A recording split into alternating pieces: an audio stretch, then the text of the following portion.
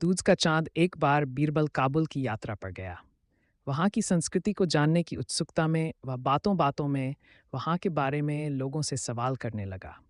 कुछ लोगों को बीरबल की बातें सुनकर ये शक हो गया कि वो किसी राज्य का भेदिया है। उन्होंने ये बात काबुल के शहंशाह के कानों तक पहुंचा दी। काबुल के शहंशाह ने बिना देर किए बीरबल को गिरफ्तार करने सैनिकों की टुकड़ी भेज दी। बीरबल को गिरफ्तार काबुल के शहंशाह के सामने पेश किया गया। काबुल के शहंशाह ने बीरबल से पूछा, कौन हो तुम? हमारे राज्य में क्या कर रहे हो? बीरबल ने उत्तर दिया, हुजूर, मैं एक यात्री हूँ।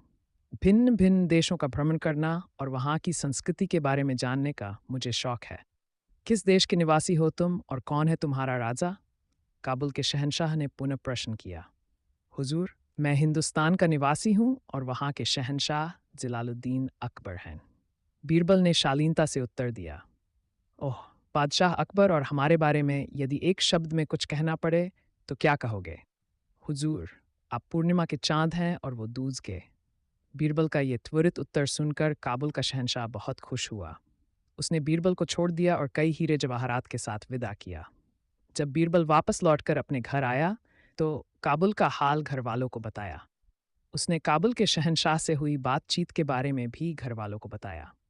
एक मुंह से दो मुंह, और इस तरह बात फैलते फैलते अकबर के दरबारियों के कानों में पहुंची और ईर्ष्या करने वाले कुछ दरबारियों ने अकबर के कान भर दिए। जब अकबर को मालूम पड़ा कि बीरबल ने काबुल जाकर उन्हें काबुल के शहंशाह के सामने दूज के चांद की संज्ञा दी और काबुल के शहंशाह को पूर्णिमा के चांद की, तो वे बहुत नाराज हुए। अगले दिन जब दरबार लगा तो उन्होंने बीरबल पर व्यंग्य बाण छोड़ते हुए कहा, क्यों बीरबल, काबुल जाकर तुम तो काबुल के हो गए, वहाँ का शहंशाह तुम्हें पूर्णिमा का चांद लगता है और हम दूज के, तो फिर तुम हमारे दरबार में क्या कर रहे हो? जिसकी बड़ाई करते हो उसकी दरबार में रहो। बीरबल समझ गया कि दरबारियों ने अकबर के कान भर दिए हैं। उसने तुरंत उत्तर दिया, हुजूर, पहले आप मेरी पूरी बात सुन लीजिए, फिर कोई निष्कर्ष निकालिए। पूर्णिमा का चांद आकार में चाहे कितना ही बड़ा क्यों न हो, प्रतिदिन घटता चला जाता है और अमावस्या के दिन पूरा अदृश्य हो जाता है। लेकिन दूज का चांद प्रतिदिन बढ़ता जाता है। पूर्णिमा का चांद एक दिन चमकता है और दूज का चांद पूरे पखवाड़े। अब बताइए, बड़ाई किसकी हुई? मैंने तो यही कहा कि दिन प्रतिदिन आपका पराक्रम, साम्राज्य और यश बढ़ता रहे।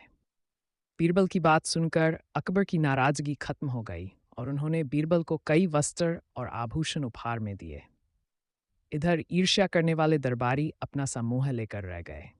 बहुभाषी बादशाह अकबर अपने विभिन्न प्रांतों में भाषाई विविधता को देखते हुए अपने दरबार में एक बहुभाषिक की आवश्यकता महसूस किया करते थे। वे चाहते थे कि उनके दरबार में एक बहुभाषिक हो जिसकी मदद से वे अपनी प्रजा से वार्तालाप कर सकें। उन्होंने अपने मंत्रियों को ऐसा बहुभाषिक ढूंढने का आदेश दिया जिसकी विभिन्न भाषाओं पर अच्छी पकड़ हो। मंत्रियों ने सैनिकों की मदद से अकबर का आदेश राज्य के हर कोने में प्रसारित करवाया। कुछ दिनों बाद एक व्यक्ति अकबर के दरबार में उपस्थित हुआ। अकबर को सलाम कर वह बोला, जहां पनाह, मैं कई भाषाओं का अच्छा जानकार हूं। आप मुझे बहुभाषिक के पद पर नियुक्त कर लीजिए। अकबर ने उसकी परीक्षा लेने के लिए अपने दरबारियों को उससे अपनी अपनी भाषाओं में बात करने के लिए कहा। एक एक कर दरबारी अपनी भाषा में उस बहुभाषी से प्रश्न करने लगे। बहुभाषी ने सभी को उनकी ही भाषा में उत्तर दे दिया। भाषा पर उसकी पकड़ देखकर अकबर बहुत प्रभावित हुए। उन्होंने उसे अपने दरबार में बहुभाषी नियुक्त करने का निर्णय कर लिया और उससे बोले, तुम्हारे भाषा जान से हम बहुत प्रभावित हैं। हर भाषा में तुम इतने धारा प्रवाह हो कि लगता है अपनी ही भाषा बोल रहे हो। हम तुम्हें अपने दरबार का बहुभाषी नियुक्त करते हैं, लेकिन हम ये भी जानने को उत्सुक हैं कि तुम्हारी मातृभाषा क्या है। इस पर बहुभाषी बोला, जहाँपनाह, मैंने सुना है कि आपके दरबार में बहुत बुद्धिमान मंत्रीगण हैं। क्या उनमें से कोई बता सकता है कि मेरी मातृभाषा क्या है? दरबारियों ने अपने अनुमान के आधार पर बहुभाषी की भाषा बताने का प्रयास किया, लेकिन किसी का भी अनुमान सही नहीं निकला। ये देख बहुभाषी हंस पड़ा और बोला, जहाँ पनाह, लगता है मैंने गलत सुना है। यहाँ तो कोई भी बुद्धिमान दिखाई नहीं पड़ता। इस बात पर अकबर को बहुत शर्मिंदगी महसूस हुई। उन्होंने बीरबल की ओर देखा जिसने अब तक बहुभाषी की भाषा बताने का प्रयास नहीं किया था। अकबर को अपनी ओर देखता पाकर बीरबल अपने स्थान से उठ खड़ा हुआ और बोला, जहांपनाह, मैं कल बता दूंगा कि इस बहुभाषी की भाषा क्या है। उस रात बहुभाषी को शाही अतिथिगृह में ठहराया गया। अगले दिन वह अकबर के दरबार में फिर से उपस्थित हुआ। अकबर से बीरबल से पूछा, हाँ बताओ बीरबल, क्या है इनकी मातृभाषा? इस पर बीरबल बोला, हुजूर, इनकी मातृभाषा बांग्ला है, आप इनसे पूछ लीजिए। अकबर ने बहुभाषी से पूछा तो उसके हामी भर दी। अकबर हैरान थे कि बीरबल ने उसकी मातृभाषा को कैसे पहचान लिया। पूछे जाने पर बीरबल ने बताया, महाराज, कल रात मैंने शाही अतिथि गृह के बाहर अपना एक सेवक भेजा। वह सेवक वहां जोर जोर से चिल्लाने लगा। उस समय ये महाशय सो रहे थे। चीखने की आवाज़ सुनकर इनकी नींद खुल गई और बाहर आकर ये गुस्से में चिल्लाने लगा। उस समय ये जो भाषा बोल रहा था वह बांग्ला थी। मैं पास ही के कक्ष में छुपकर सब सुन रहा था। मैं समझ गया कि इनकी भाषा बांग्ला है, क्योंकि व्यक्ति कितनी ही भाषाओं का जाता क्यों ना हो, जब गुस्से में होता है या मुसीबत में पड़ जाता है तो अपनी ही भाषा में चिल्लाता है। बहुभाषीय ने बीरबल की बुद्धिमत्ता का लोहा मान लिया। अकबर शर्मिंदगी से बच गए। भारी बोझ बादशाह अकबर एक नए महल का निर्माण करने वाले थे, जिसकी तैयारी पूर्ण कर ली गई है और शीघ्र ही भवन निर्माण कार्य प्रारंभ होने वाला था। लेकिन जिस जमीन पर नया महल निर्मित होने वाला था वह एक विधवा स्त्री की थी। उसे वह जमीन छोड़ने विवश किया जा रहा था, लेकिन पूर्वजों की जमीन होने के कारण वह उस जमीन को छोड़ना नहीं चाहती थी। उसने बहुत मिन्नतें की, लेकिन उसकी कोई सुनवाई नहीं हुई। अतः वह बीरबल के पास गई और उसे सारी बात बताकर मदद की गुहार लगाई। बीरबल ने शांति से उसकी बात सुनी और उसे आश्वासन देकर वापस भेज दिया। उसी शाम उसे सूचना प्राप्त हुई कि 2 दिनों में भवन निर्माण प्रारंभ होने वाला है, जिसके लिए भवन निर्माण सामग्री निर्माण स्थल पर पहुंच गई। अगले दिन बीरबल अकबर के साथ उस जमीन पर पहुंचा। वहां मिट्टी के ढेर के पास कई बोर पड़े हुए थे। बीरबल ने एक बोरा उठाया और उसमें मिट्टी भरने लगा। ये देख अकबर ने बीरबल से पूछा, बीरबल, तुम ये क्यों कर रहे हो? बीरबल ने उत्तर दिया, मैं अगले जन्म के लिए कुछ पुण्य कमाना चाहता हूँ, इसलिए ये कर रहा हूँ। बीरबल की बात अकबर को समझ नहीं आई, लेकिन उन्होंने उस पर अधिक ध्यान नहीं दिया। वे वहां खड़े देखते रहे और बीरबल बोरे में मिट्टी भरता रहा।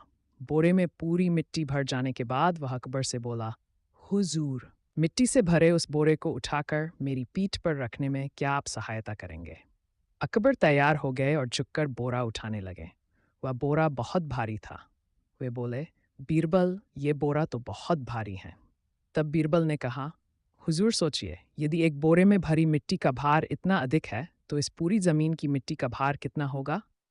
आपको ये नहीं लगता कि इसका आपके जमीर पर जो बोझ आएगा वो बहुत अधिक होगा? ऐसे में जमीर पर इतना भारी बोझ लेकर क्या आप सुकून से जी पाएंगे?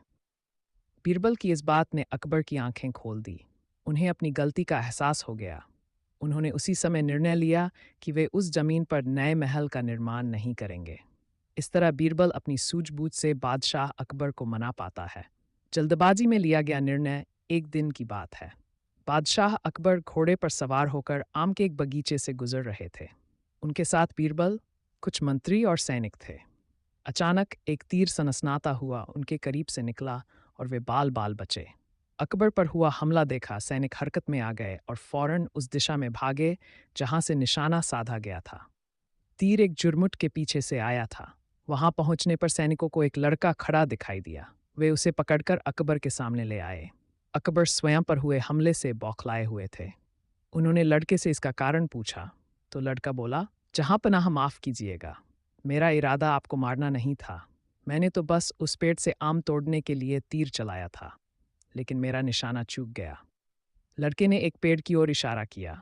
लड़के ने जानबूझकर ऐसा नहीं किया था, लेकिन अकबर बहुत क्रोधित थे। उनके चाटुकार मंत्रियों ने उन्हें भड़काना प्रारंभ किया कि चाहे जो भी कारण रहा हो, इससे बादशाह सलामत की मौत हो सकती थी। इंसाफ होना चाहिए। जैसे इसने आपको तीर कमान से मारने का प्रयास किया, इसे भी वैसे ही मारना चाहिए। अकबर ने मंत्रियों की सलाह मान लड़के को मौत की सजा सुना दी। लड़का गिड़गिड़ाने लगा, लेकिन अकबर ने उसकी एक ना सुनी। सैनिक उसे खींचकर एक आम के पेड़ के पास ले गए और उसे पेड़ के तने से बांध दिया। वे लड़के पर तीर से निशाना साधने लगे। बीरबल ये सब देख रहा था। उसे अकबर का यह निर्णय उचित नहीं लगा। वह अकबर से बोला, जहांपनाह, क्या आपको सच में लगता है कि इस लड़के के साथ इंसाफ हो रहा है? यदि आप इसे इसके किए का फल देना चाहते हैं, तो इसके साथ वही करिए जो इसने किया था। आप सैनिकों को आदेश दीजिए कि लड़के पर नहीं आम पर निशाना साधें। यदि तीर चूक कर लड़के को लग गया, तब इंसाफ होगा। बीरबल की बात सुनकर अकबर को एहसास हुआ कि उन्होंने जल्दबाजी में निर्णय ले लिया है।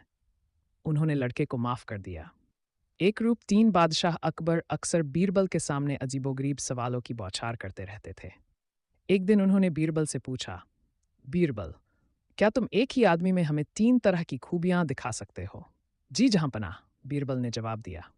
तो ठीक है, शाम तक उस आदमी को हमारे सामने पेश करो जिसमें तुम हमें तीन तरह की खूबियां दिखा सको।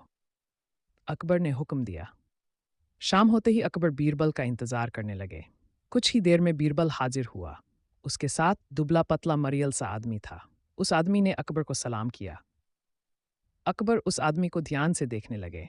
तभी बीरबल ने एक सेवक से कहकर जाम के 3 गिलास मंगवाए। जाम का एक गिलास उस आदमी की तरफ बढ़ाकर बीरबल ने कहा, पियो। आदमी ने अकबर को देखा, फिर डरते डरते जाम पी गया। जाम पीने के बाद वो और ज्यादा डर गया और हाथ जोड़कर बोला, जहांपनाह, मुझे माफ कर दीजिए। मैं एक गरीब आदमी हूँ, जो हुक्म देंगे वही करूँगा। बीरबल ने अकबर से कहा, जहांपनाह, इसकी बोली सुनी आपने? ये तोते की बोली है। उसके बाद बीरबल ने जाम का दूसरा गिलास उस आदमी को पीने के लिए दिया। आदमी ने एक घूंट में जाम का गिलास खाली कर दिया। अब उस पर नशा चढ़ चुका था और वह बहकने लगा था। वह सीना ठोंकते हुए अकबर से बोला, तू खुद को समझता क्या है? तू होगा कहीं का बादशाह, पर मैं भी अपने घर का बादशाह हूँ। मेरे सामने ज्यादा चून चपड़ मत कर। अकबर उसका बदला हुआ रंग देखकर हैरान था। बीरबल बोला, जहांपनाह, इस बोली को पहचाना आपने? ये शेर की बोली है।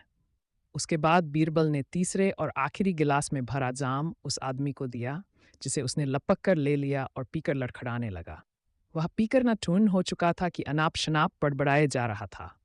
बीरबल ने मुस्कुराते हुए अकबर को देखा और बोला, जहांपनाह, ये गधे की बोली है। अकबर भी उसकी हालत देख हंसते हुए बोले, वाह बीरबल, मान गए तुम्हें। और क्या करी, एक दिन बीरबल को अपने किसी संबंधी के घर दावत में जाना था। इसलिए दरबार की कार्यवाही समाप्त होने के पूर्व ही उसने बादशाह अकबर से जल्दी जाने की अनुमति मांगी। अकबर की अनुमति प्राप्त होने के बाद वह दरबार से चला गया। अगले दिन जब अकबर से उसकी मुलाकात हुई तो अकबर दावत के बारे में पूछने लगे। खाना कैसा था? खाने में क्या क्या बना था? आदि। बीरबल उन्हें पकवानों के नाम बतलाने लगा। वह उन्हें बता ही रहा था कि एक संदेशवाहक किसी कार्य से संबंधित संदेश लेकर आ गया और फिर दोनों उस कार्य में उलझ गए। दावत और पकवानों की बात वहीं रह गई। इस घटना को हफ्तों गुजर गए। एक दिन बादशाह अकबर का दरबार लगा हुआ था। अन्य दरबारियों के साथ बीरबल भी दरबार में मौजूद था। अचानक अकबर को याद आया कि बीरबल ने उस दिन कहते कहते अधूरे में ही भोजन की सामग्री का वर्णन छोड़ दिया था। उन्हें बीरबल की स्मरण शक्ति की परीक्षा लेने की सूझी। वे बोले, बीरबल, और क्या? बीरबल फौरन समझ गया कि उस दिन भोजन की बात अधूरी रह गई थी। अकबर उसे ही पूरा करने की गरज से पूछ रहे हैं। उसने तत्काल उत्तर दिया, और क्या? खड़ी, बस। बीरबल की गजब की स्मरण शक्ति देख अकबर बहुत खुश हुए और अपने गले से मोती की माला उतारकर उसे दे दी। दरबारी समझ न सके कि किस रहस्यमयी बात के लिए बीरबल को मोती की माला मिल गई। बहुत सोच समझकर वे इस नतीजे पर पहुंचे कि बादशाह अकबर को कड़ी बहुत प्रिय है, इसलिए बीरबल को मोती की माला मिली है। उनका जी भी मोती की माला के लिए ललचाने लगा। अगले दिन सबने अपने घरों पर बढ़िया कड़ी तैयार करवाई। उसे बनाने में किसी किस्म की कमी नहीं की गई। उस दिन सब अपने साथ कड़ी की हांडी लेकर दरबार पहुंचे। उन्होंने अकबर के सामने अपनी अपनी हांडी रख दी। अकबर को समझ नहीं आया कि उन हांडियों में क्या है। उन्होंने दरबारियों से पूछा, क्या है इनमें और इन्हें मेरे सामने क्यों लाए हो? दरबारियों ने उत्तर दिया, जहांपनाह, हम आपके लिए अपने अपने घरों से कड़ी बनवा कर लाए हैं। कल आपने बीरबल द्वारा कड़ी कहने पर खुश होकर उसे मोती की माला दे दी थी। हमें लगा कि आपको कड़ी बहुत पसंद है, इसलिए आज आपकी सेवा में कड़ी हाजिर हैं। दरबारियों की बेवकूफ़ी देख अकबर तिलमिला उठे और आवेश में आकर सबको कैद में डालने का हुक्म दे दिया।